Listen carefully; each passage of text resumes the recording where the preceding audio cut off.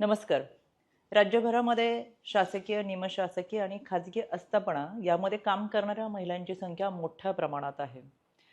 कामाच्या ठिकाणी जास्तीचा वेळ व्यतीत होत असताना ज्या ठिकाणी आपण काम करतो त्या ठिकाणी महिलांना सुरक्षितता मिळालीच पाहिजे. यासाठी कामाच्या ठिकाणी लैंगिक छळ प्रतिबंध निवारण अधिनियमन 2013 हा कायदा अस्तित्वात आहे. याला पॉश कायदा म्हणून सुद्धा ओळखलं जाते. खरं तर पॉश कायद्याच्या अंतर्गत महिलांना चांगल्या पद्धतीची सुरक्षितता मिळावी या अनुषंगाने या कायद्याची अंमलबजावणी केली जाते. पण ज्यावेळेस मी राज्यभर दौरा करते त्यावेळेस माझ्या लक्षात येते की आपण कामाच्या ठिकाणी आहोत आणि आपल्यासाठी कायदा आहे, पण हा कायदा फक्त कागदावरतीच आहे आणि म्हणून कागदोपत्री असलेल्या या कायद्याची अंमलबजावणी ही प्रभावीपणे होत नाही. खरं तर या कायद्याच्या अनुषंगाने कोणत्याही महिलेला जर तक्रार करायची असेल तर ती आयसी कमिटीकडे तक्रार करू शकते. एका विहित कालावधीमध्ये आयसी कमिटीची तक्रार ही निकालात काढता आली पाहिजे याच्यासाठी सुद्धा नियमावली आहे. थोडक्यात कामाच्या ठिकाणी असलेल्या सगळ्या महिलांना सुरक्षितता देण्यासाठी हा कठोर असा कायदा आहे. पण प्रत्यक्षात महिलांनाच या कायद्याची माहिती नसते.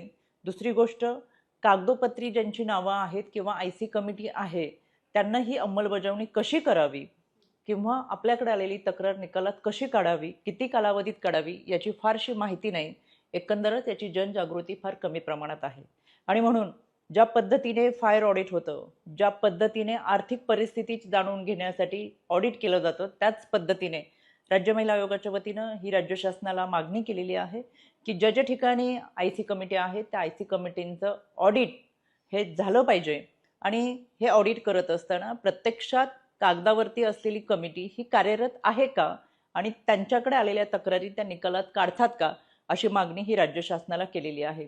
एकंदरीत महाराष्ट्र राज्य हे महिला धोरण आणणारं, महिलांना सुरक्षितता देणारं, त्याचबरोबर एक पुरोगामी महाराष्ट्र ही ओळख आहे. म्हणून मला खात्री आहे राज्य महिला आयोगाच्या वतीनं राज्य शासनाला जी शिफारस केली आहे की कामाच्या ठिकाणी आता ज्या ज्या आयसी कमिटी आहेत त्यांचं ऑडिट हे कंपल्सरी झालं पाहिजे आणि त्याच्यासाठी शासन निर्णय हा राज्य शासनाने करावा अशी मागणी राज्य महिला आयोगाने केली, तर ती लवकरच होईल हा विश्वास या निमित्तानं वाटतो, जेणेकरून मोठ्या प्रमाणात कामाच्या ठिकाणी ज्या महिला काम करतात त्यांना चांगल्या पद्धतीची सुरक्षितता मिळेल हा विश्वास या निमित्तानं व्यक्त करते.